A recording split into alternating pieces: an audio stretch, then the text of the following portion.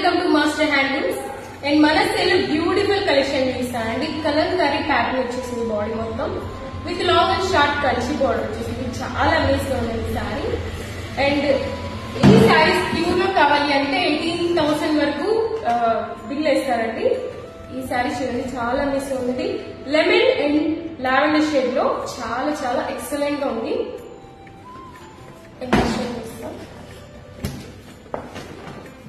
Lemon yellow and red combination లో అద్దరిపోయింది sorry.